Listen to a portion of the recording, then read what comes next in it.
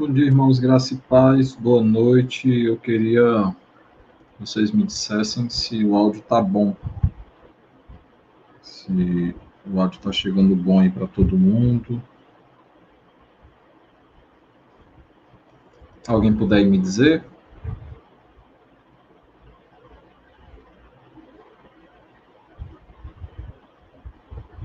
Fico no aguardo.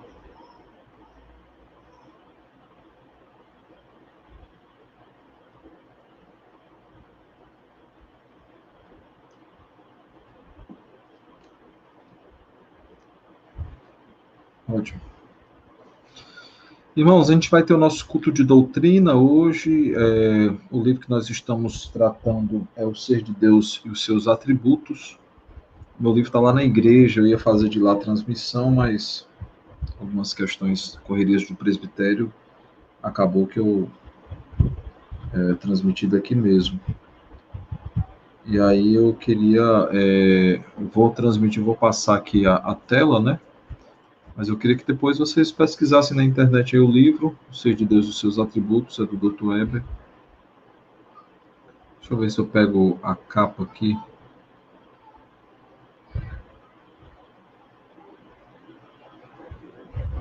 Deixa eu pegar a capa aqui para mostrar para vocês.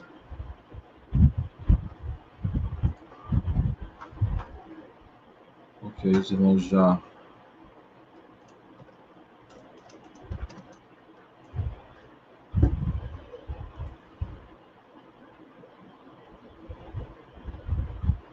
Deixa eu mostrar aqui para vocês. O livro é...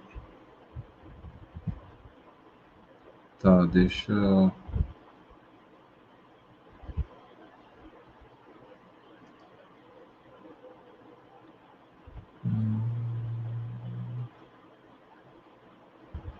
Só um instante aqui. Eu vou parar aqui a transmissão para transmitir. Eu não estou mais com aquela tela adicional que eu tinha.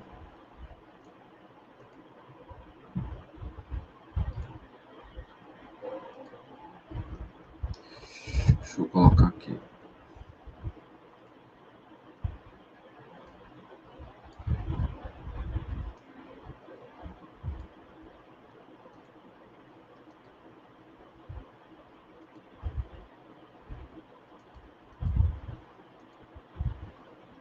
Pronto. O livro é esse, tá bom? Esse aqui é o livro. Ser de Deus e os seus atributos. Inclusive, ele tá disponível aqui nesse site. Esse site sempre tem promoções boas de livro. O livro é esse, tá bom? Ser de Deus e os seus atributos. Você pode depois comprar, se assim desejar, tá bom? E a gente vai projetar o livro aqui, já que nem todo mundo tem.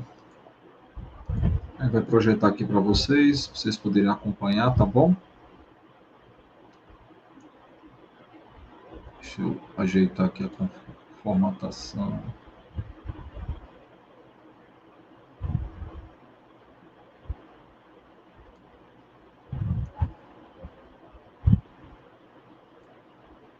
Pronto, acho que dá para todo mundo ler aí. Eu digo que acho que dá para todo mundo ler, porque para mim está bem pequeno. Eu não estou com aquele monitor adicional, tá lá na igreja, e aí eu estou me virando aqui com a tela do computador. Tá tudo pequeno aqui para mim, mas acredito que dá para os irmãos acompanharem bem, tá bom? A gente vai falar hoje sobre as misericórdias de Deus, e antes de nós começarmos, vamos orar ao Senhor para iniciar a nossa reunião de doutrina. Santo Deus, maravilhoso Pai, nós te damos graças a Deus pelo privilégio de mais uma vez estarmos reunidos, mesmo que distantes uns dos outros, para estudar, Pai, a tua palavra, Senhor. Que o Senhor possa nos ensinar mais e mais a respeito de ti, dos teus atributos, bem como do teu Filho e do Espírito Santo. Também, Senhor, confortar os nossos corações diante de riquezas tão profundas que estão na tua palavra, Pai. Nos abençoa, Senhor, nos ensina, nos faz te conhecer mais e mais, para que possamos te amar cada vez melhor, Senhor. É no nome de Jesus que nós te oramos e também te agradecemos. Amém. Irmãos, Como eu disse, graça e paz a todos. A gente vai estudar hoje sobre as misericórdias de Deus. Já tratamos sobre o seu amor, sobre a sua bondade, sobre a sua paciência, e hoje a gente vai tratar sobre a sua misericórdia. O índice é esse, certo? A misericórdia pressupõe a queda, os objetos da misericórdia de Deus, criação em geral, os seres humanos, e aí nos seres humanos nós veremos aí a misericórdia dedicada aos remidos, aos não remidos, e dedicados aos que estão para ser remidos, né? Ele vai fazer uma distinção aí entre os eleitos e não eleitos, e dentro dos eleitos, os regenerados e não regenerados. E aí a misericórdia é a causa negativa da salvação, duração da misericórdia, características da misericórdia de Deus. Ele vai falar que uma misericórdia que é grande, é multiforme, né? Tem múltiplas formas, é imutável, é soberana. E aí ele vai falar sobre a manifestação suprema da misericórdia, relação entre paciência e misericórdia. A gente começou a tratar sobre isso na aula passada. Nós temos aí a relação entre misericórdia e graça.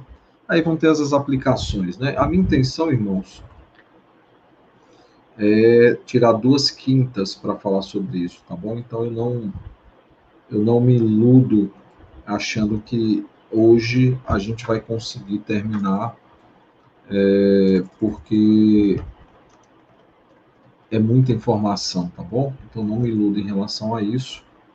Creio que vai demorar 2 aulas, espero que não mais do que isso, mas fiquem conosco essa aula e a próxima. A gente vai dividir em 2, porque não adianta a gente correr, irmãos. Não adianta correr e aí passar por um assunto tão importante, tão deleitoso como esse, de qualquer forma, né? Não adianta fazer desse jeito, tá bom? Então, a gente vai tratar aí sobre sobre a misericórdia de Deus, né? E vai tratar também sobre esse aspecto, tá bom? Deixa eu tirar aqui tá aí o tema do capítulo. Deixa eu tratar aqui, vamos aqui para o capítulo em si, tá bom? A misericórdia de Deus, deixa eu trocar aqui Rapaz, eu acho que aqui não vai ter a canetinha, cara, porque eu tô usando uma aba do Chrome, né?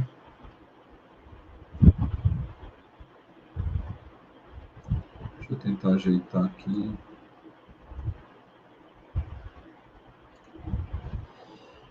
Vamos lá, então. Uma outra palavra que expressa, né, eu estou lendo aí, né, que expressa a bondade de Deus é a misericórdia. E vai dizer que, de fato, que um Deus misericordioso é um Deus bondoso, né? E ele vai citar aí o Salmo 86:5, né? Pois tu, Senhor, és bom e compassivo, abundante em benignidade para com todos os que o invocam, né? Ele vai, inclusive, citar também o Salmo 23, né, quando ele vai falar bondade e misericórdia, né? Ali o finalzinho do Salmo, né? Bondade e misericórdia certamente me seguirão todos os dias da minha vida, né? Você tem ali as palavras sendo colocadas juntas como coisas, por mais que sejam complementares, por mais que elas sejam complementares, elas são distintas, elas são diferentes, né? Vai falar justamente, elas são intimamente entrelaçadas, né? Por essa razão, a misericórdia é sempre resultado da bondade de Deus. Não há dúvida alguma a respeito dessa matéria, mas ele vai justamente ressaltar isso, que misericórdia e bondade não são a mesma coisa, né? Por mais que estejam aí entrelaçadas, elas tratam de coisas distintas no sentido da diferença que há, mas essas coisas estão interligadas, estão conectadas, né, entrelaçadas aí. E ele vai falar que quando estudamos então sobre a misericórdia de Deus, sobre a misericórdia, podemos ver Deus tendo compaixão do mundo caído, incluindo criaturas animadas ou inanimadas, né? As músicas, as poesias cristãs cantam as ternas misericórdias de Deus, né? Nós temos vários cânticos, né, que falam aí das misericórdias de Deus, principalmente citando primeiramente Lamentações, né? Lamentações 3 que diz: as misericórdias do Senhor são a causa de não sermos consumidos, né? Elas não têm fim, renovam-se cada manhã. Nós temos pelo menos um cântico, né, construído em cima disso, mas nós teremos vários salmos que trazem essa expressão.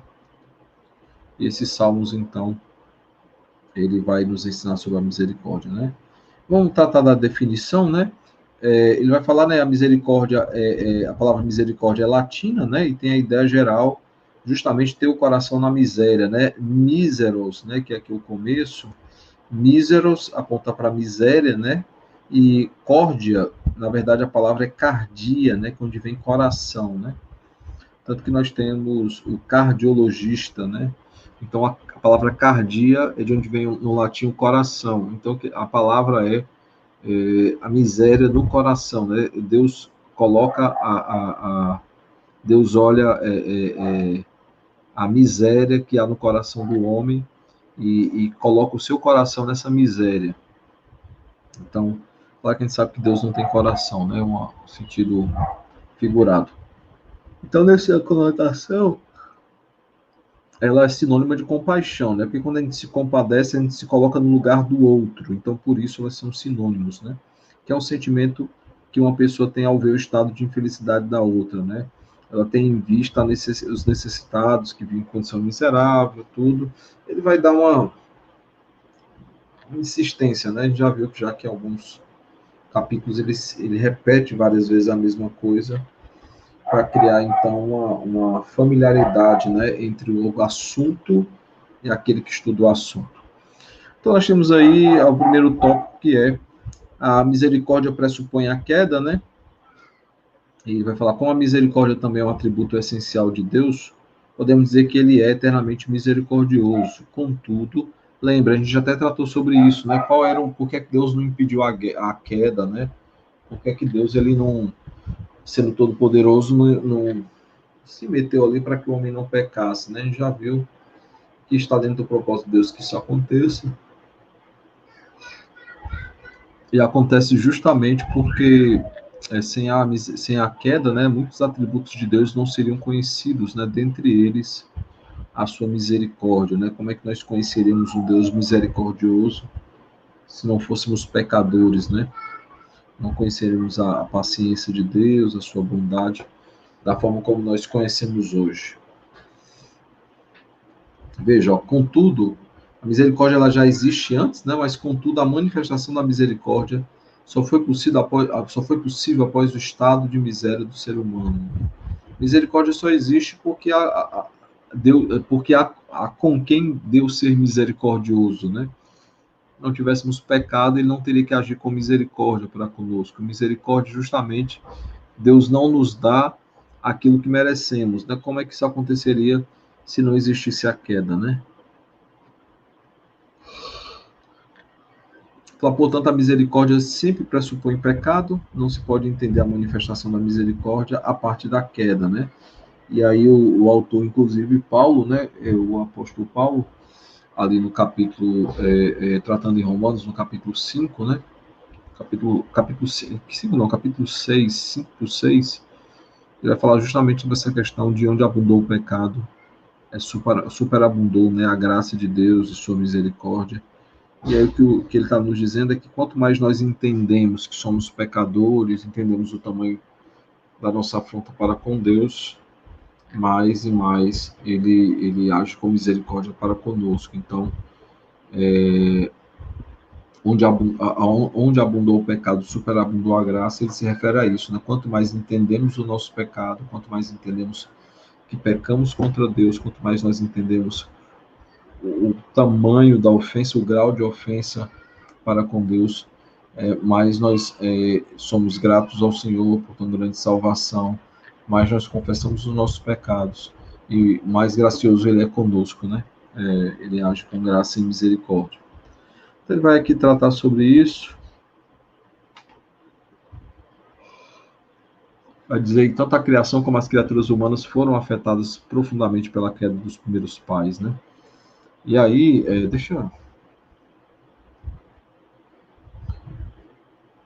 não estou conseguindo marcar, então eu vou jogar assim, tá bom? Eu acho que vai ficar mais fácil vocês lerem. Eu não sei se vocês estão vendo o mouse. Rapaz, é porque não tem. Tá aqui, ó. A criação foi toda afetada pela queda, que está em pecado de miséria que está em estado de pecado e miséria, carente da misericórdia divina, ou seja, necessitado, precisando da misericórdia divina, né? E aí Paulo apresenta em Romanos 8, 20 a 22, o estado em que se encontra toda a criação por causa da queda, né? Mas Deus mostrará sua misericórdia com a criação quando ela tornar, né, todas as coisas, quando ele tornar todas as coisas novas, né? E vai citar também o Salmo 145, versos 8 e 9, nos lembrando que a misericórdia do Senhor são sobre todas as obras, e não somente no ser humano, né? Nós vemos em toda a criação a misericórdia de Deus sendo manifesta, né? Aguardando ali ser libertado do cativeiro, que a corrupção nos pôs. E aí ele vai falar, então, dos objetos da misericórdia de Deus, né? O primeiro deles é a criação em geral, a criação como um todo, né? O Salmo 145, versos 8 e 9 vai dizer: Bendito e misericordioso é o Senhor, tardio em irar-se e grande, e de grande, né? Porque não tá clemência, eu acho que é um C aqui, parece um E. De grande clemência, o Senhor é bom para todos e as suas ternas misericórdias permeiam todas as suas obras, né? E aí ele tem justamente mostrando que é com toda a criação, né? Toda a criação nós temos aí Deus agindo com misericórdia. Os seres humanos também, ele vai falar justamente dessa misericórdia que é especial, né? De Deus, dedicada aos seres humanos. O ser humano é que é a imagem e semelhança de Deus. Cristo nasce em semelhança de homens, né? Então tem os homens aí. E aí ele vai tratar de seres humanos, né? Ele vai falar, por isso que ele vai falar que ela é dedicada aos homens, né? Essa misericórdia especial de Deus é dedicada a três tipos de pessoas, né? Os remidos, os que estão para ser remidos e os não remidos, ou seja, como eu disse no começo, eleitos e não eleitos. Dentro dos eleitos tem aqueles que também tiveram discussão e terão escolheram então aquele que os eleitos não eleitos, os eleitos e não eleitos, os remidos e não os regenerados e não regenerados, né? Eu dei uma viajada aqui, tomei um remédio para alergia, rapaz, eu tô meio sonolento aqui. Mas vamos lá que vai dar certo agora. Então você tem os remidos e os não remidos, os remidos, os estão para ser remidos e os não remidos. Então voltando aqui, a divisão é eleitos e não eleitos. Entre os eleitos, nós temos os regenerados e não regenerados, tá bom? Entre os não eleitos, tem os não eleitos e pronto, tá certo? Misericórdia, então, dedicada aos remidos, diz respeito aos seres humanos caídos, mas remidos, né, ou redimidos, aqueles que já foram, que são eleitos e já foram transformados, como o Pai se compadece de seus filhos, assim o Senhor se compadece dos que o temem, né? Nós temos esse primeiro aí, e esse tipo de compaixão que pessoas em estado de miséria pedem a Deus, né? Por exemplo, compadece de mim, ó Deus, segundo a tua benignidade. Isso aqui é alguém que não é só eleita, mas foi redimida também. E aí, jamais fará uma oração dessa alguém que, mesmo sendo eleito, não foi redimido. Entendeu? Então precisa ser redimido para poder fazer uma oração como essa. E até mesmo um eleito não fará se ele não tiver sido ainda redimido, regenerado, né? Então, aquele que está para ser redimido ainda. E aí ele vai fazer três observações. A primeira é, novamente, a compaixão divina é produto de sua benignidade, né? Compadece de mim, Senhor, segundo a tua benignidade, ou seja, é uma ação inicial do Senhor, é uma ação feita pelo Senhor. E aí nós temos as misericórdias de Deus são muitas, concordando com o pensamento posterior do profeta Jeremias, né, de que elas se renovam a cada manhã, né, segundo a multidão das tuas misericórdias. E a terceira coisa é, essa misericórdia tem a ver com o fato de que a misericórdia tem a ver com o fato de que Deus não ser tratado segundo os seus pecados, de Davi não ser tratado segundo os seus pecados, né, porque ele pede a Deus, apaga as minhas transgressões, né. Então nós temos aí também esse outro aspecto, né, que é justamente esse aspecto de um Deus que é misericordioso, porque ele deseja ser misericordioso, e também aponta para o fato dele apagar, né, as nossas transgressões. Então, isso é com os não redimidos, né? Aliás, com os redimidos. E lembrando, os redimidos que foram transformados. Você traz café para mim? Café? Faz solúvel. Filha? Achei o quê? Achei, tá aqui. Você não achou para mim? Achou para o papai? Quer dar um oi pro pessoal antes de dormir? Vamos lá, dá um oi. Fala oi, pessoal. Oi, pessoal. Manda beijo. Diz tchau. Diz tchau. Não, diz tchau. Tchau. Tchau. Vai lá, pra mamãe. Então, voltando aqui aos redimidos, né? Aqueles que foram transformados, né? Então, essas coisas acontecem com eles, né?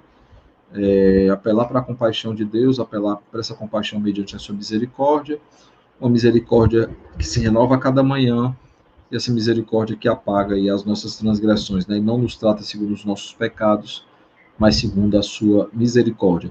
Misericórdia dedicada aos não redimidos. Há um sentido em que Deus é misericordioso com todos os não redimidos, né? Ele vai tratar aqui da misericórdia, a graça comum, né? Deus não os fulmina totalmente, né? Deus não os destrói, né? Ele suporta os seus pecados e não trata como eles merecem, né? É justamente essa questão. Ele vai citar aí o Salmo 73, e a razão expressa do Salmo, né? Pela razão expressa no Salmo, muitos deles conseguem ter uma vida próspera, né? Verso 3, né?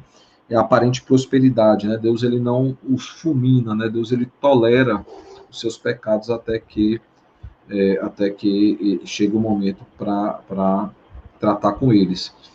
Lembrando, irmãos, também um aspecto importante por exemplo, alguns até perguntam, né, de Deus não se zomba, alguns zombam de Deus, por que Deus não os fulmina, né? Porque ele age com misericórdia, tá certo? Ele age com misericórdia. Botou açúcar?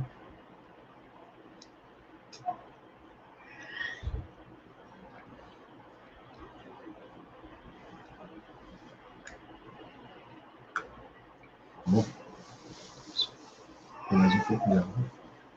Com um pouco de leite. Esse café é forte. Só não durmo hoje. E aí nós temos, irmãos, nós temos aí a misericórdia para os que serão redimidos, né? Ele tem um caráter, a misericórdia, né, para os não redimidos, ela é temporária, né? Pode ser identificada com a paciência que Deus tem com os ímpios, né? Ele age de forma paciente. Alguém me perguntou por que alguns zombavam de Deus e não eram castigados, né? Porque Deus, ele tem um tempo para tratar com essas coisas, entendeu? Então, por isso que ele tolera alguma dessas situações. Até agora tudo tranquilo. Todo mundo está comigo aí, o pessoal está calado, porque não dá para ver ninguém falando, né? A terceira coisa é a misericórdia dedicada aos que estão para ser remidos, né? Redimidos. O Dr. Weber fala que no entendimento dele é o aspecto mais lindo aí da misericórdia de Deus, né? Porque possui esse aspecto soteriológico, né? Ele vai falar que Deus não tem prazer na morte, condenação do ímpio, né? E aí o desejo dele é que ele venha a salvação. Claro que ele está tratando aí sobre eleitos, né? Eleitos que não foram ainda regenerados, já foram alcançados pelo sangue de Cristo, mas não foram ainda transformados pela ação do Espírito Santo. Então,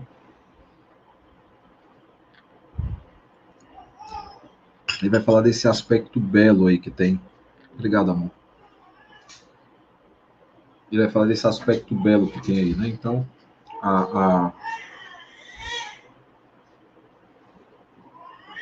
ele vai falar, né? Uma ilustração da misericórdia estendida aos que se acham no estado de lástima física e espiritual se encontra no texto do cego de Jericó, né? Diante da miséria física de Bartimeu, né? Quando clamou a Jesus, filho de Davi, tem compaixão de mim, né? E logo logo a seguir o texto registra que ele pediu misericórdia, né? E veja que ele reforça aí que são duas expressões similares, né? A ideia de miséria, por causa da ideia de miséria que ele se encontrava, né? A miséria física, ele fala que em seguida revela que Jesus curou sua cegueira, que era a sua miséria física, né? E também curou o seu pecado, que era a sua miséria espiritual. Então, quando ele fala, tem compaixão de mim, ele está falando em dois aspectos, né? Compaixão no sentido físico e espiritual. Ele era cego fisicamente, ele era também cego espiritualmente. E Cristo, então, cura as duas cegueiras, né? A cegueira física, que era a sua miséria física, e também a sua cegueira espiritual, que era a sua miséria espiritual.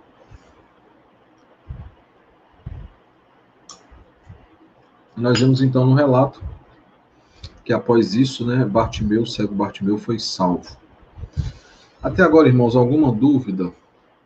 Dá uma pausa aqui, porque eu já falei de muitos conceitos, e eu queria que os irmãos interagissem aí, se está tranquilo, se tem alguma dúvida, alguma coisa para alguém que queira dar uma observação, antes da gente entrar aí na misericórdia, a causa negativa da salvação.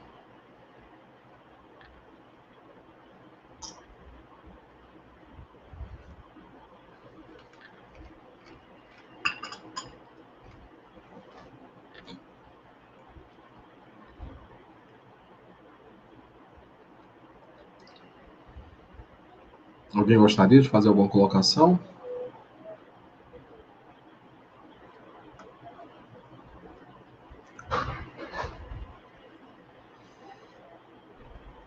Alguém gostaria de fazer alguma colocação?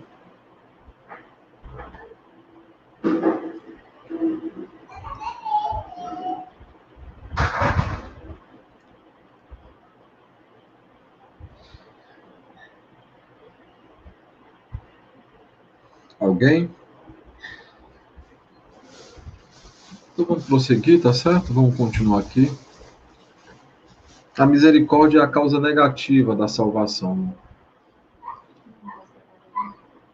Quando ele usa, então, essa expressão negativa, né, ele quer justamente dizer a libertação que Deus faz tirando o pecador de debaixo da sua ira, né? Ele vai dizer que a misericórdia não restaura a condição do pecador para santo, né? Pois essa é uma obra positiva do Espírito Santo. Mas susta a penalidade que deveria cair sobre ele e abre caminho para a obra da graça começar a atuar nele, né?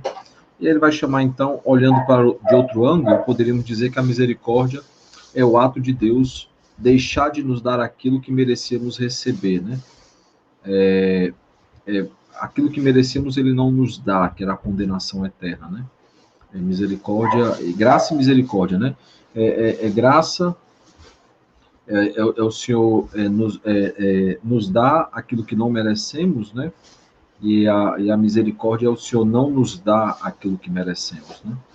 E aí ele vai citar aí Lamentações, né? Misericórdia de Deus são a causa de não sermos consumidos, porque as suas misericórdias não têm fim, né? Veja aí, então, o que justamente merecíamos, Deus não nos dá, isto é, punição, né? E o que nós não merecíamos, que era a salvação, ele nos dá. Então é disso que ele está tratando aí. Ó. Quando dizemos que Deus é misericordioso, estamos dizendo que ele não nos trata segundo os nossos pecados, né? Ao contrário, ele nos perdoa, nos colocando sobre a penalidade, não colocando sobre nós a penalidade de nossas transgressões, né? E a obra positiva de Deus vem a seguir, né? Quando ele começa a fazer no pecador aquilo que é necessário para que ele seja restaurado à condição de santificado. É um processo que termina somente na ressurreição do último dia.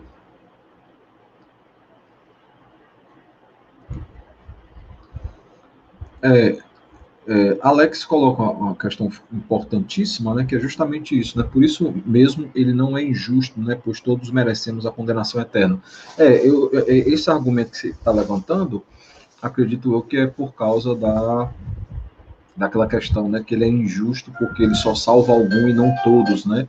E aí justamente não é questão de justiça, é questão de misericórdia, né? Porque por justiça todos deveriam ser condenados, né?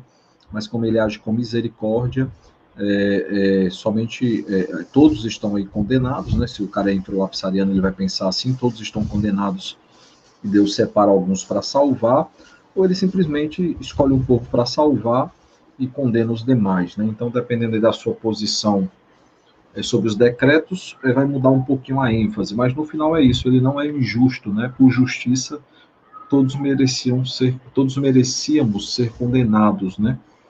Mas por misericórdia ele decide salvar alguns, ele determina salvar alguns, né? Então, Alex está fazendo menção, creio eu, a isso, né? Quando ele cita essa expressão aí. Vamos continuar então. Qual é a duração da misericórdia, então? Então, o Dr. Weber ele vai fazer essa distinção, né? Ele vai justamente ele vai fazer essa distinção quando ele trata, né, sobre a misericórdia do Senhor. Ele vai fazer essa distinção aí, e aí deixa eu diminuir aqui para ficar mais. Deixa eu ver se fica. Pronto, acho que vai ficar. Não sei se para vocês ficou bom aí, se mudou alguma coisa. Para mim é porque eu estou com uma tela só fazendo tudo aqui, mas agora eu acho que vai.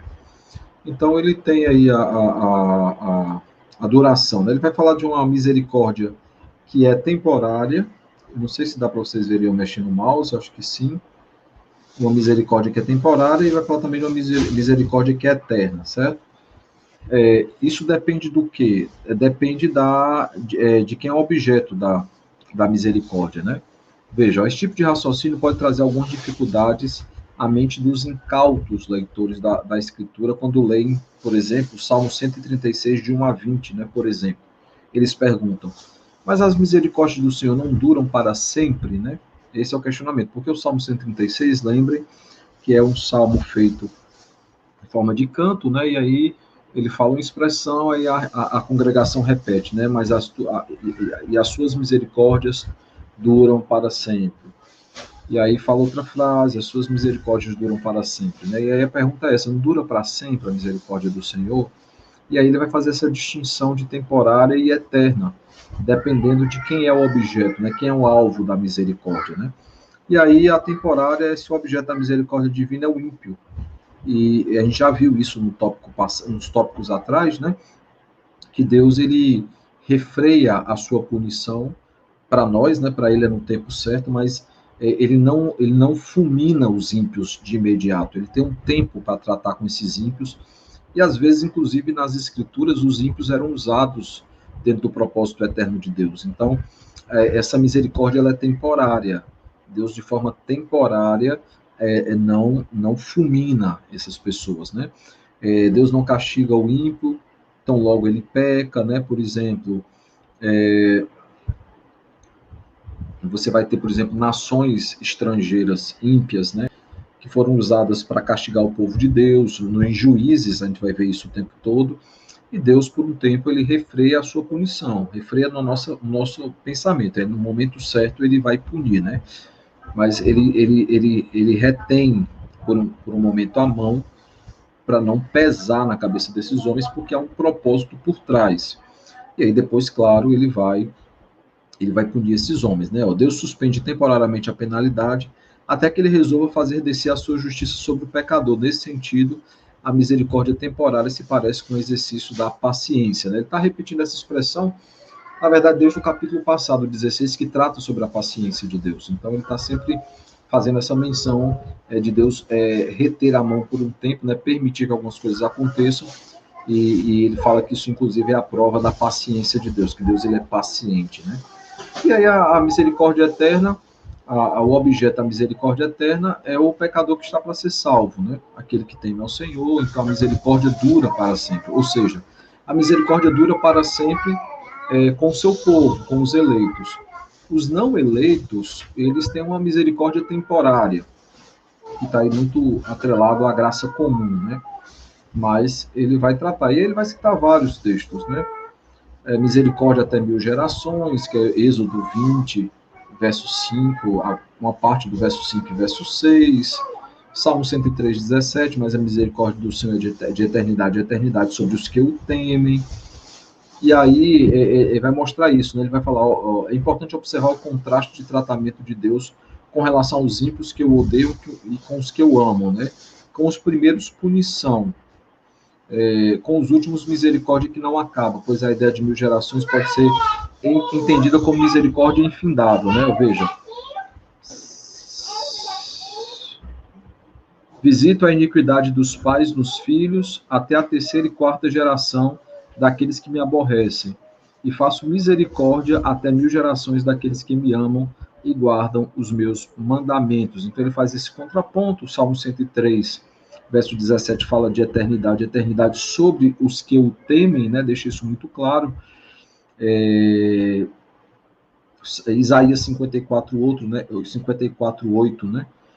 Num ímpeto de indignação, escondi de ti a minha face por um momento, mas com misericórdia eterna me compadeço de ti, diz o Senhor, o teu Redentor, né? E aí nós vemos um Deus que é santo e que ele se incomoda com os nossos pecados, né? Deus se ira contra nós e vira o rosto de nós no ímpeto de ira, né? O Isaías 55, verso 9, se eu não estou enganado, 59, verso 2, tem aquele que fala, né? As nossas iniquidades fazem separação entre nós, o nosso Deus, os nossos pecados encobrem o seu rosto de nós, né? Então ele está falando ali do povo de Deus, de um Deus que não tolera pecados, né? Parece que o Deus misericordioso é um Deus que, além de nos salvar por meio de Cristo, ele tolera os nossos pecados. E não é porque fomos perdoados em Cristo que Deus há de tolerar pecados. Os nossos pecados os aborrece, né? Então, o aborrece. Então, é necessário ter isso muito claro, tá bom?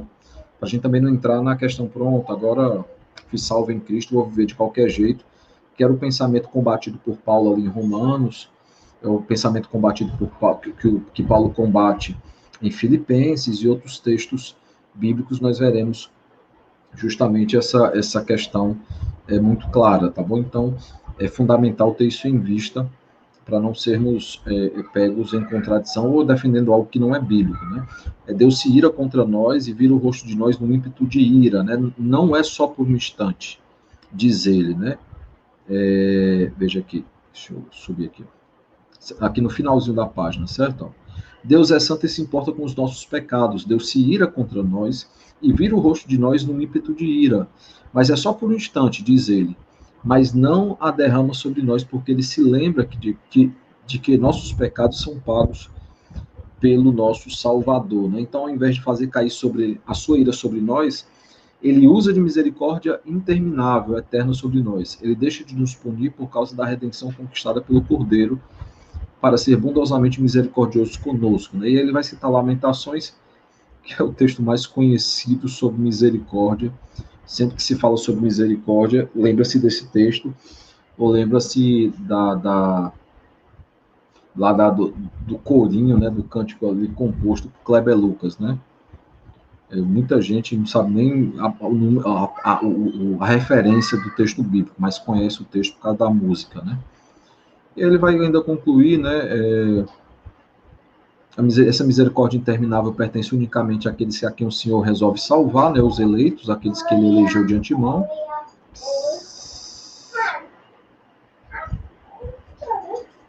Amor, nunca os filhos de Deus ficam sem misericórdia, né? Cada manhã são despertados debaixo da misericórdia renovada, né? O ímpio jamais vai poder dizer isso, né? Porque ele não teme ao Senhor, a não ser que ele seja alguém que ainda vai ser redimido, né? Um eleito que não foi regenerado ainda, vai ser transformado. E fala, né? As misericórdias do Senhor para com os que lhe pertencem são distribuídas indefinidamente, né? A cada manhã, e elas não têm fim, né? Elas não apenas se renovam a cada manhã, mas elas não têm fim, né? Nunca eles haverão de ser consumidos por causa dos seus pecados, porque sobre eles está a bondosa manifestação da misericórdia de Deus. E a gente vai falar agora das características da misericórdia de Deus. Eu queria ver se alguém tem alguma coisa para colocar, senão eu vou embora aqui. É capaz de eu terminar esse capítulo hoje, porque vocês não estão participando, e eu vou falando aqui, tá bom? Eu tomei café agora, estou acelerado. Para quem não viu, eu dei uma cochilada por causa de alergia, eu estou tomando antialérgico. E aí, acho que tem uma hora aí no vídeo, eu não sei, que eu falei nada com nada, eu estava dando uma canseira grande. E agora que eu tomei café, eu estou acelerado. Então, ou você faz pergunta aí, ou senão eu vou falar até 9 da noite aqui, e eu acho que a gente termina hoje. Alguma dúvida, irmãos, até agora? Alguém gostaria de falar alguma coisa? Não? Vou falar então das características aí da misericórdia de Deus, né? Por exemplo, essa misericórdia ela é grande, a misericórdia do Senhor é grande, né? E aí ele vai citar o Salmo 103. O Salmo 103 é um dos salmos sobre misericórdia.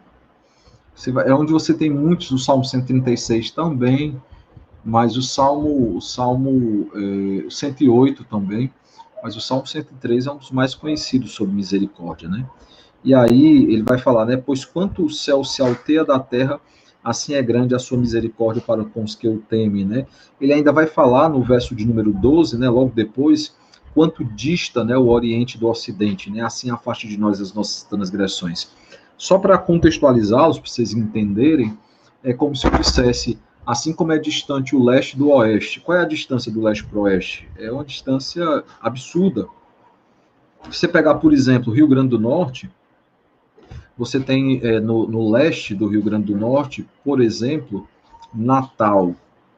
E aí você vai ter no oeste já. Tchau, amor. Aí você vai ter Capuí, por exemplo. E Capuí não, vai ter Tibau, né? Então você tem aí, vê como é distante aí. De carro dá algumas horas, né?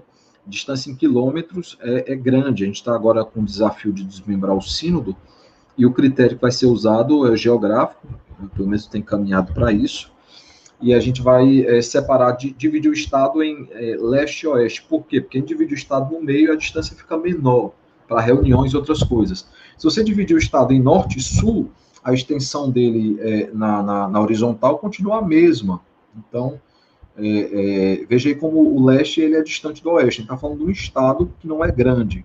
Você fala em Brasil, aí você vai ter Rio Grande do Norte, o extremo, você vai ter Amazonas no outro extremo, por exemplo. Quanto é que dá de distância, né? Só para você ter noção, eu vou fazer uma viagem com a comissão que eu faço parte, nós vamos visitar algumas cidades da região norte, para levantar alguns dados e tudo, e eu fiz a projeção, eu saio daqui, passo em Teresina para pegar um pastor, né? E aí vou para essas cidades do norte. É uma semana de viagem de carro.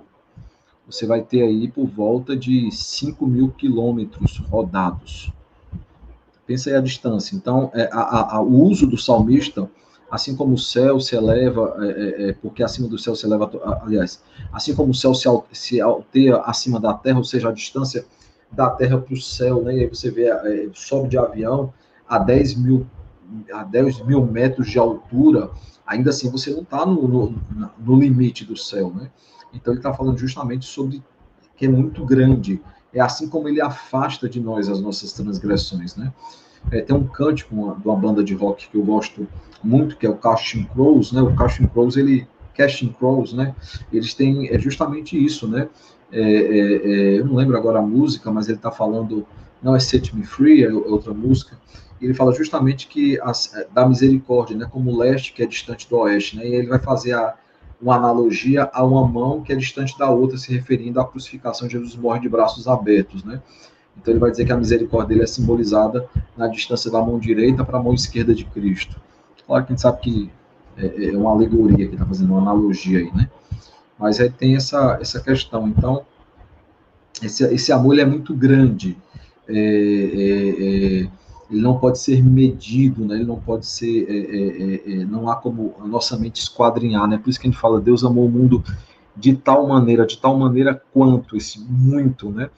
De tal maneira, não tem como explicitar. Então, essa misericórdia ela é grande. Segunda coisa, essa misericórdia ela tem múltiplas formas, ou chamada multiforme graça de Deus, ou a multiforme misericórdia de Deus, né? Ele vai falar, Salmo 119, verso 156, contabiliza, né? Muitas, Senhor, são as tuas misericórdias, né?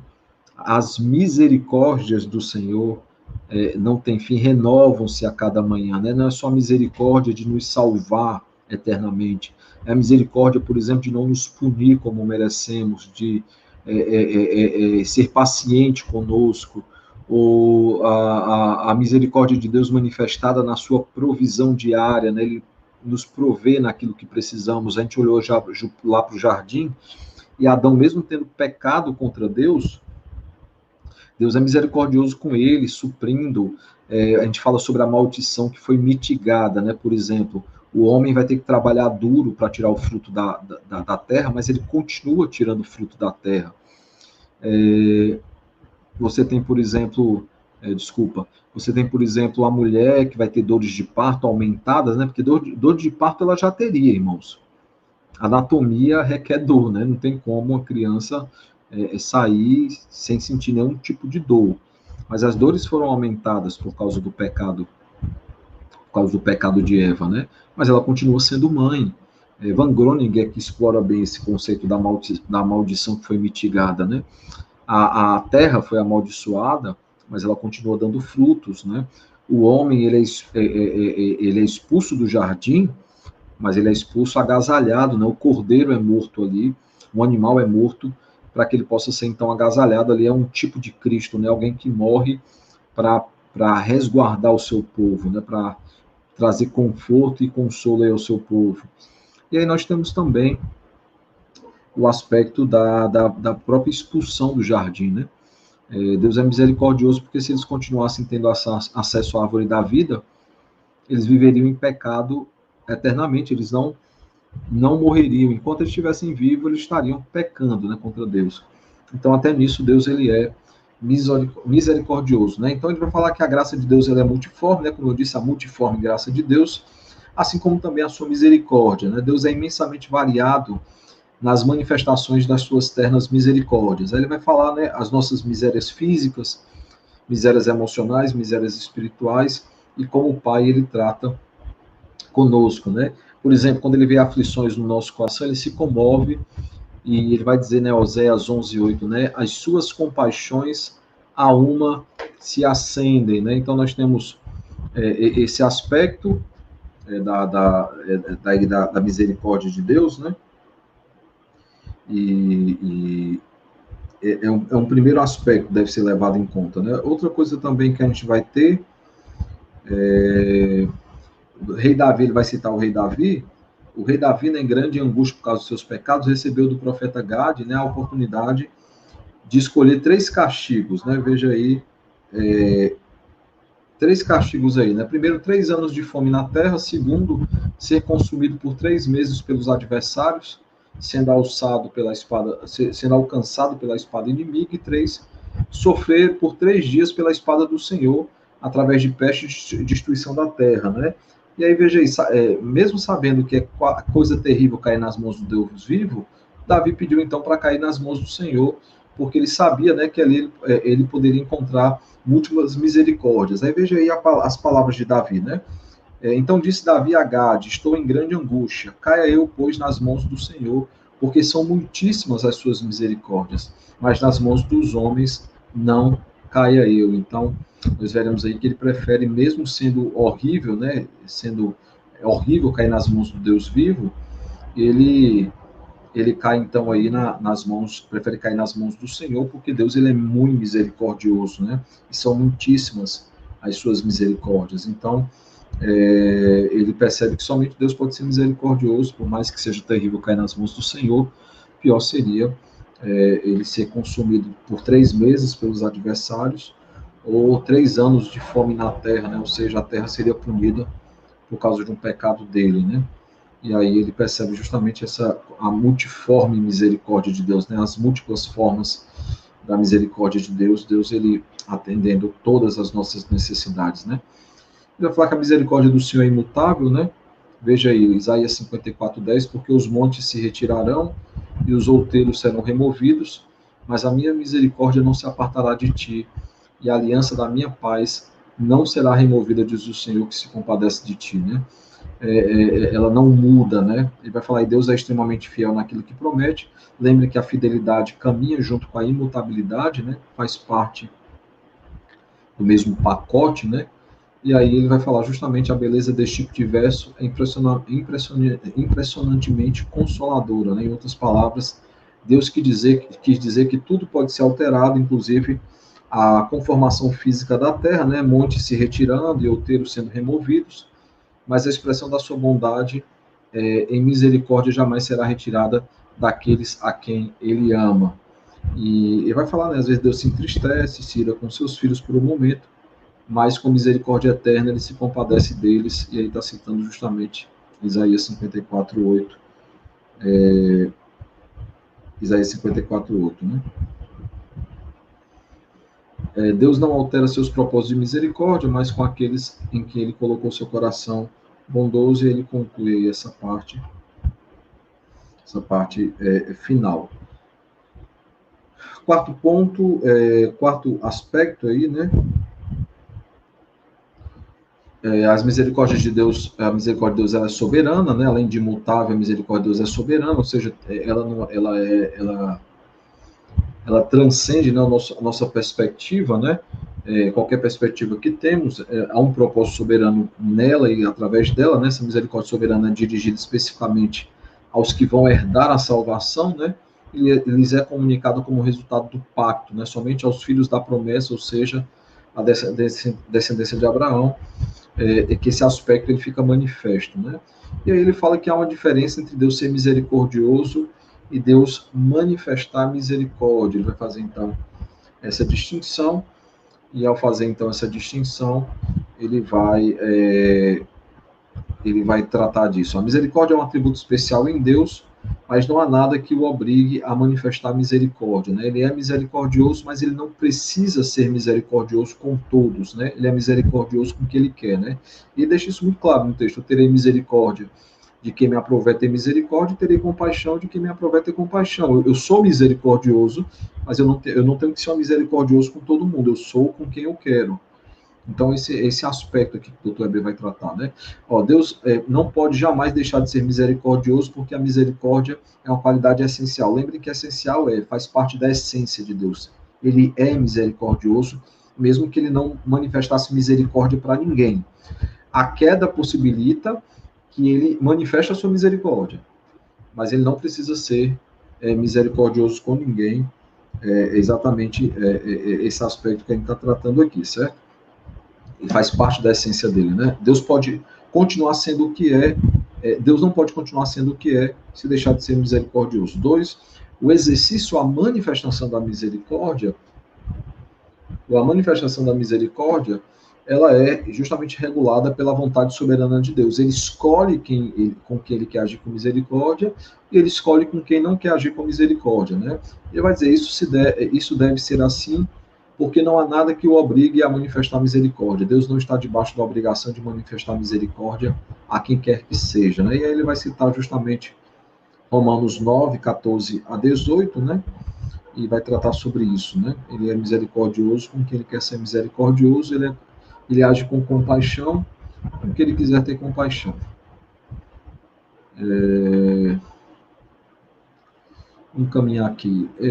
5, né, a manifestação suprema da misericórdia de Deus. Nós fechamos aí essas 4 características, né? Lembrando, ela é grande, ela é multiforme, ela é imutável e ela é soberana, tá? Vamos agora então para a manifestação suprema da misericórdia de Deus. Alguém tem alguma pergunta, colocação, acréscimo para fazer? Senão a gente vai seguir aqui adiante no ponto no F, né? Está aí no 6º ponto, irmão, só lembrando. Será que ele vai conseguir terminar hoje, hein? Estou acelerado aqui com o café que eu tomei. Mais alguém tem alguma pergunta?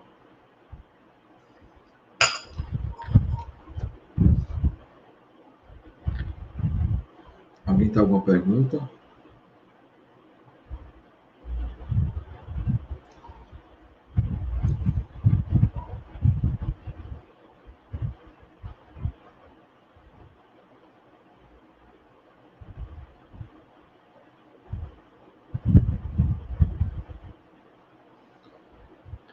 Não, vamos seguir em frente, então. A manifestação, então, suprema da misericórdia de Deus, né? Se perguntássemos aos cristãos, de modo geral, é o seguinte, né? Deus tem enviado Cristo ao mundo. É a causa da sua misericórdia ou o resultado dela, né? E aí ele vai dizer que muitos teriam dificuldade em responder essa questão. Então eu vou fazer essa enquete aqui. Deus tem enviado Cristo ao mundo. É a causa da sua misericórdia ou é resultado da sua misericórdia?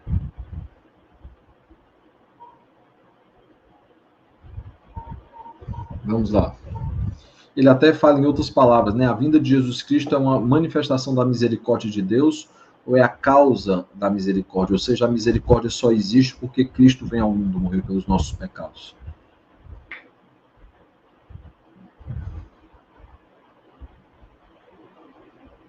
Alguém puder interagir aí no bate-papo. Eu vou até cortar aqui o texto para ninguém espiar, né? Para não ficar aí ninguém espiando. A vinda de Cristo é uma manifestação da misericórdia de Deus ou é o motivo da misericórdia de Deus? Deus é misericordioso porque Cristo veio ao mundo, por isso ele é misericordioso. É a manifestação ou é a causa? Alguém puder aí participar? Estou na guarda aí, ver se alguém participa respondendo. Não vou esperar muito não, irmãos.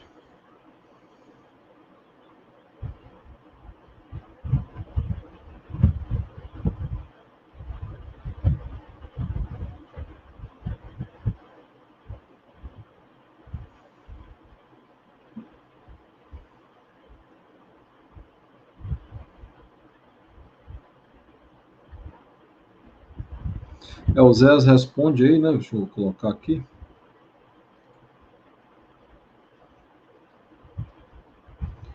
O resultado da misericórdia de Deus, Jesus veio ao mundo porque Deus é misericordioso. Alguém quer dar a tua opinião para contrapor, concordar? Fique aberto para ouvir.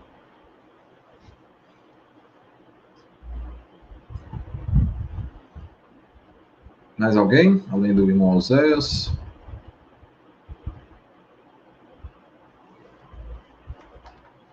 Mais alguém gostaria de dar a sua opinião? Dá mais alguns segundos aí para mais alguém participar, senão a gente vai passar para a resposta.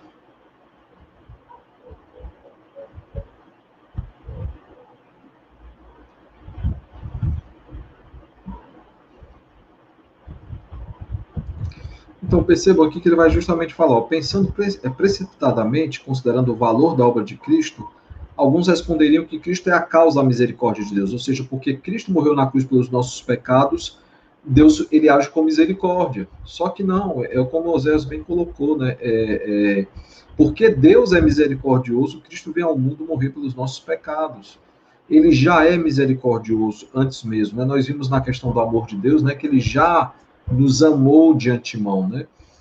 Ele já, por amor, ele nos elegeu, ele nos predestinou, ou seja, antes mesmo de nos criar, nós já éramos objetos do seu amor. Então ele vai citar textos, né, por exemplo, Lucas, capítulo 1, versos 76 a 79, né, falando aí de João Batista, diz assim, ó, tu, menino, serás chamado profeta do Altíssimo, porque precederás o Senhor, preparando-lhe os caminhos para dar ao seu povo conhecimento da salvação. No redimi-lo dos seus pecados, graças à estranhável misericórdia de Deus, pelo qual nos visitará o sol nascente nas alturas, né? Então ele fala justamente isso, né? Esse texto fala da salvação trazida por Cristo. A salvação é Deus quem dá e ele provê os meios. A salvação não acontece porque Cristo vem e agora ele pensou, pronto, eu consegui aqui pensar numa coisa, Cristo veio morrer pelos pecados, agora eu posso ser misericordioso. Não. Tanto que ele já trata com o seu povo através de Cristo, mas por causa dos seus decretos. Efésios capítulo 1 é muito claro sobre isso. Sei que na Bíblia de alguns talvez não exista, né, porque acham que a eleição é uma coisa só de Romanos, mas Efésios 1, por exemplo, já trata sobre isso, como João 6, João 10, João 15, a Bíblia toda trata sobre a eleição, né? Mas aí ele vai falar justamente desse conceito, né? Normalmente quem é arminiano ou sinergista vai pensar na misericórdia como consequência, como consequência da salvação, ou seja, é causada pela salvação. E na verdade a misericórdia não é causada pela salvação em Cristo. A misericórdia é a morte de Cristo é a manifestação dessa misericórdia. Ele vai falar, por causa da sua misericórdia que enviou a Jesus Cristo para morrer no lugar do povo, e assim livrou-os de receber pessoalmente a condenação que merecíamos, né? A vinda de Cristo é a manifestação suprema da misericórdia, não a causa dela, né?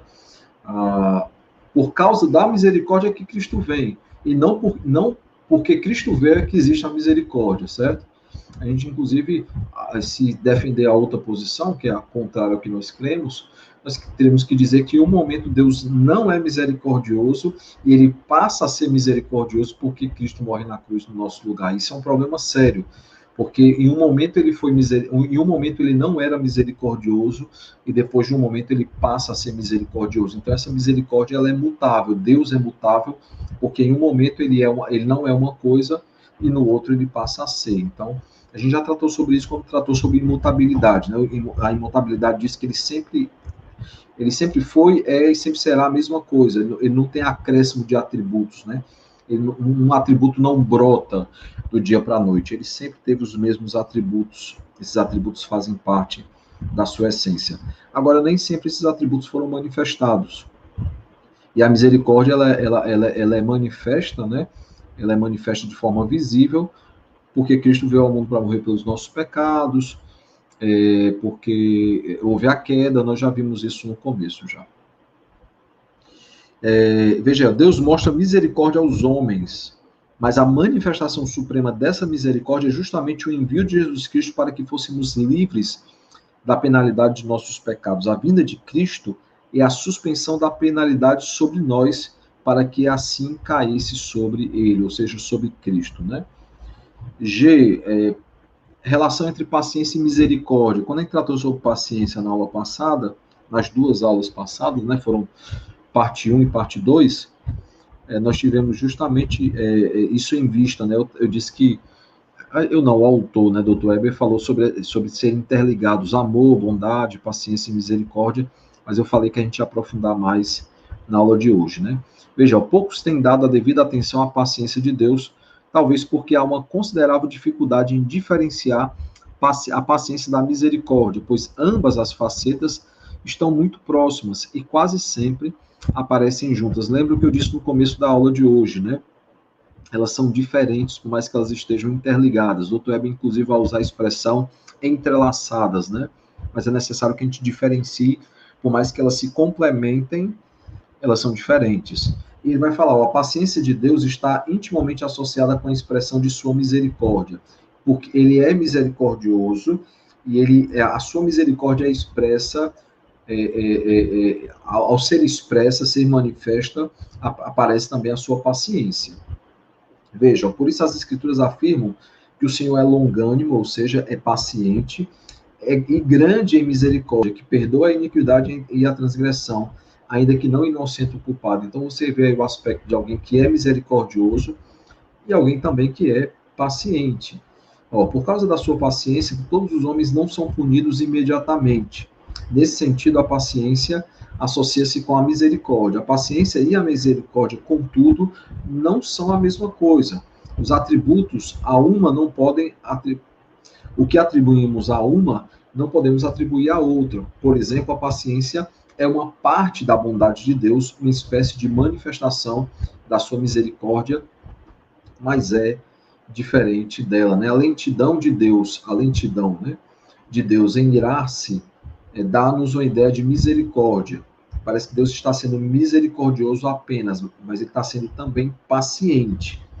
Mas a paciência difere da misericórdia. Por exemplo, a paciência diz respeito à criação como miserável e a misericórdia diz respeito à criação como referência à aplicação da justiça. Por que é que Deus não aplica a sua justiça? Porque ele está sendo paciente. Mas a não aplicação da justiça é misericórdia. Mas por que ele não aplica de imediato a sua justiça? Não é apenas porque ele é misericordioso, é também porque ele é paciente, certo? No atributo da paciência, aprendemos que Deus tem poder sobre si mesmo e controla os seus sentimentos, né? Mostrando paciência para com o pecador. Não é errôneo dizer que este ponto que a paciência de Deus difere de sua misericórdia. Deixa eu dar até uma explicação mais prática. Por exemplo, o ímpio. Deus, ele é misericordioso, essa misericórdia é temporária, como nós vimos, enquanto ele espera para punir, né, espera o tempo que ele mesmo determinou, ele age com paciência, ou seja, a ira não o controla, ele controla a sua ira. Claro que não é uma ira pecaminosa, como nós já aprendemos, mas só para deixar ainda mais claro, né? Ainda que beneficie a criatura, a paciência de Deus diz respeito principalmente a ele, porque ela é a limitação que ele impôs sobre os seus próprios atos, através de sua poderosa vontade, enquanto sua misericórdia termina inteiramente na sua criatura. Deus é misericordioso pessoalmente para com o pecador, não porque ele se segura ou se controla não expressa na sua ira, mas porque as dívidas dos pecadores foram pagas na cruz, onde exatamente a sua ira é manifesta contra os pecados dos homens. Então, só para deixar clara essa questão, paciência versus misericórdia. Espero que tenha ficado claro. Se não ficou, coloque aí o seu comentário, a sua pergunta e eu vou explicar, tá bom? H. A relação, então, entre misericórdia e juízo, né? E ele vai citar Tiago 2,13, né? E ele vai citar dizendo o seguinte: porque o juízo é sem misericórdia para com aquele que não usou de misericórdia. A misericórdia triunfa sobre o juízo, né? A justiça, né? E ele vai falar que são dois atributos de Deus. Esses dois atributos de Deus são incompatíveis se aplicados simultaneamente à mesma pessoa, né? É possível Deus ser misericordioso e justo ao mesmo tempo, mas somente quando a misericórdia vem para uma pessoa e outra toma o lugar dela na manifestação da justiça. Ou seja, quando Deus vai aplicar a sua justiça, ele aplica de fato. E aí, se tiver outra pessoa para receber a justiça de Deus, por exemplo, vou dar um exemplo bem claro. Deus, ele precisa me punir porque eu mereço a punição. É justa a punição e é justo o castigo. E aí ele vai agir com justiça para comigo. Mas quando ele vai agir com justiça para comigo, a sua justiça recai sobre o seu Filho, Jesus Cristo.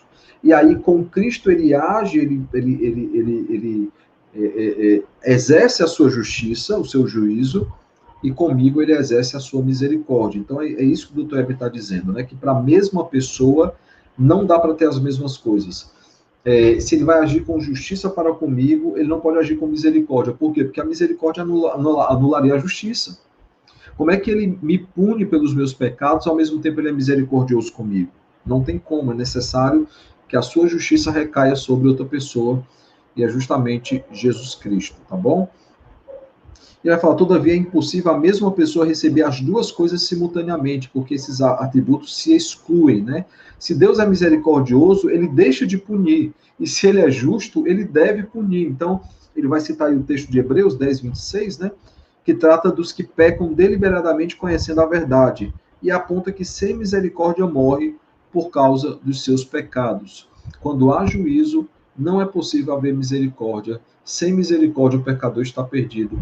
É exatamente por essa razão que Tiago esclarece que o juízo é sem misericórdia. Então, ele vai justamente nos lembrar a respeito disso, né? Quando Deus decide mostrar a sua justiça em juízo, não há o que se possa fazer em favor do réu, né? Ele é condenado inapelavelmente, né? A única maneira de o réu ser livre da punição é quando Jesus Cristo substitui, tomando a punição para si. É somente nesse sentido que a misericórdia triunfa sobre o juízo, justamente o restante aí do verso, né? É uma coisa importantíssima. E aí, dentro disso, eu gostaria de aprofundar aí outras relações, né? Por exemplo, a relação entre misericórdia e graça, né? Ele vai mostrar justamente, são aspectos diferentes, né? Da mesma bondade, né? Costumeiramente o que se diz, né? São dois lados de uma mesma moeda, né? E aí ele fala da graça que é positiva, né? É a concessão de favores aos pecadores, e a misericórdia negativamente falando, é Deus deixando de dar, ou seja, negativa é porque ele não nos dá o que nós merecemos, e a graça é positiva porque ele nos dá o que nós não merecemos, é dentro desse aspecto, ou seja, graça é Deus nos dá o que não merecemos, ou seja, a salvação eterna. Misericórdia é Deus não nos dá o que merecemos, que é o que? A punição. Ele não nos dá a punição, logo ele age com misericórdia. Eu já tenho repetido, inclusive, essa definição na igreja, que fica bem fácil de memorizar. Graça é quando Deus nos dá o que nós não merecemos, e misericórdia é quando Deus não nos dá o que nós merecemos. Ou seja, quando ele é gracioso, ele nos dá a salvação, e nós não merecíamos a salvação, E quando ele é misericordioso, ele não nos dá a punição, a condenação eterna, ele nos dá, como disse, a salvação, isso é misericórdia, né? A graça contempla os seres humanos como pecadores culpados e condenados, ao mesmo tempo que a misericórdia os vê como miseráveis, necessitados e carentes de perdão. E aí, irmãos, conseguimos aí, viu, terminar em uma noite. Eu peço a paciência dos irmãos, acho que em mais 10 minutos eu concluo. As aplicações, então, vamos fazer as aplicações. O doutor Web sempre tem, no final do capítulo, aplicações para a nossa vida cristã. A primeira delas é reconhecer que do Senhor vem as misericórdias, não vem de nós mesmos, não vem de outra pessoa, vem apenas do Senhor, né? Ao Senhor nosso Deus pertence a misericórdia e o perdão, pois nos temos rebelado contra ele, né? Não é por nossas obras, não é por nós mesmos, porque somos bonzinhos, ou podemos agir com bondade, é porque Deus é misericordioso, porque a ele pertence a misericórdia e o perdão, assim como a ele também pertence a salvação, como nós vemos lá no livro de Jonas, e repetido em outros momentos da Escritura, certo?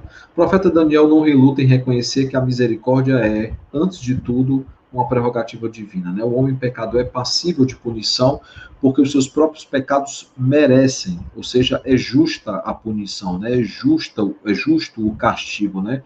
Deus não é injusto, o Salmo 51 diz isso, né? O Senhor não é injusto no seu julgar, nem impuro no seu falar, quando ele fala que somos pecadores, em pecado nos concebeu a nossa mãe, então não é injusto, ou Deus não é mentiroso quando nos chama de pecadores, certo? Cabe a Deus, contudo, um tratamento misericordioso, né? Perceba que a misericórdia e perdão são termos afins, não existe perdão sem misericórdia, assim como não há como ele ser misericordioso se não há pressuposição de perdão, né? Por Deus ser misericordioso, ele perdoa. Por isso o escritor bíblico reconhece, contigo, porém, está o perdão, né? Ambos, misericórdia e perdão, indicam que Deus, pela sua bondade, suprime a imposição da penalidade sobre o pecador. Ou seja, nós precisamos reconhecer que do Senhor vem as misericórdias. 2, suplique pelas misericórdias do Senhor, né? Ele vai citar o Salmo de número 51, verso 1, Salmo 57 também, verso 1, e aí ele vai inclusive citar aqui no corpo, né? Primeiro, para você mesmo, né? Nós devemos orar por nós mesmos. Ele vai citar o Salmo 51, né? Compadece-te de mim, ó Deus, segundo a tua benignidade, segundo a multidão das tuas misericórdias, apaga as minhas transgressões, né? A oração de Davi, nós já vimos lá atrás. Uma outra oração também de Davi, Salmo 57, né, vai dizer: tem misericórdia de mim, ó Deus, tem misericórdia, pois em ti a minha alma se refugia, as sombras das tuas asas me abrigo, até que passem as calamidades. Então veja que Davi ora aí pela sua vida, né, e lembrando o Salmo 57, Davi está sendo perseguido porque foi fiel ao Senhor, e aí ao invés de reclamar de Deus, ele clama por misericórdia. Segunda coisa, para com os outros, né, a misericórdia do Senhor é para nós mesmos, para os outros, né, ele vai dizer, Paulo suplicou a Deus pelo seu companheiro de trabalho, né, Onesíforo, né, que certamente estava doente ou em outra necessidade calamitosa, né, Paulo sempre lembrava de irmãos pedindo a compaixão de Deus sobre eles, né, quando a gente intercede, né, o Senhor tem compaixão da família tal, porque está passando por essas dificuldades, essas doenças e por aí vai, né. E aí ele vai citar aí novamente Daniel 9, né, o verso 18, que diz assim: inclina, ó Deus meu, os ouvidos e ouve, abre os olhos e olha para a nossa desolação, né, e para a cidade que é chamada pelo teu nome, porque não lançamos as nossas súplicas perante a tua face, fiados em nossas justiças, mas em tuas muitas misericórdias, né? O próprio Davi, ele apela para a misericórdia de Deus que dura de geração em geração, quando há o momento ali do bezerro de ouro, né? Ele vai dizer outras coisas aqui, mas creio que essas são as principais. Nós precisamos não apenas reconhecer, né, que do Senhor vem a misericórdia, mas logo depois, na mesma oração, inclusive, nós devemos suplicar ao Senhor que Ele nos abençoe e que seja misericordioso para conosco. A terceira coisa é cante as misericórdias do Senhor, né? Ele vai citar aí o Salmo 89, verso 1, né? Cantarei para sempre as tuas misericórdias ao Senhor, os teus lábios proclamarão a todas as gerações a tua fidelidade, né? É necessário que cantemos, que possamos aí compor hinos, cânticos ao Senhor, proclamando as suas misericórdias, né? Renda graças pelas misericórdias do Senhor, né? A misericórdia do Senhor é a causa de não sermos consumidos, né? Porque a sua misericórdia não tem fim, né? Proporciona a possibilidade de continuar a existir sem a ira de Deus sobre nós e com a a ira de Deus sobre nós e com a salvação, né? Aí ele vai citar aí Tiago 3,5, ele vai citar também Romanos 9,23, para dizer, né? Porque os eleitos são chamados de vasos de misericórdia. E tem também uma outra expressão, outra questão que aponta aí, né, o Dr. Weber, né, e porque Deus é chamado de o Pai das misericórdias, né, e aí nós devemos, por isso, render graças, porque a sua misericórdia dura para sempre, é o Salmo 136, que é um salmo onde essa frase se repete quase que o tempo todo, né. Ele vai dizer, né, esta é a ênfase total de todo o Salmo 136, devemos obedecer esse preceito tão enfatizado para o bem-estar das nossas vidas, né? Renda graças pelas misericórdias, pratique a misericórdia, né? Necessário isso também. De Miqueias 6:8, né? Ele te declarou ao homem o que é bom e o que o Senhor pede de ti, que pratiques a justiça, ames a misericórdia e andes humildemente com o teu Deus, né?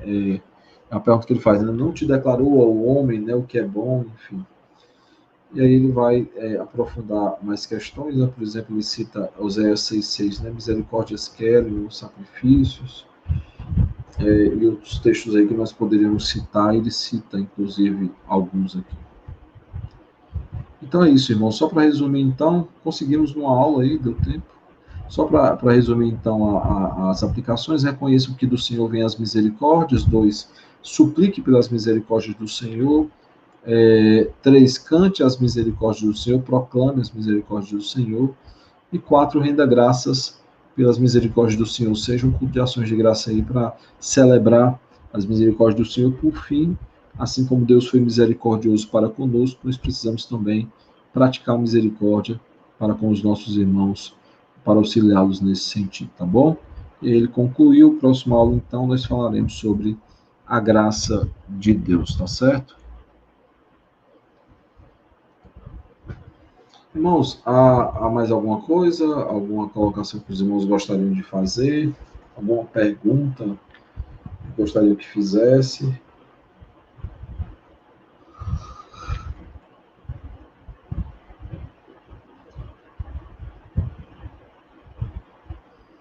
Alguma pergunta?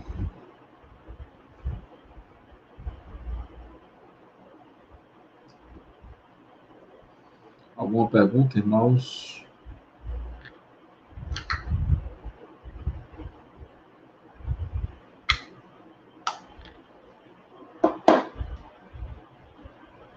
Alguma colocação?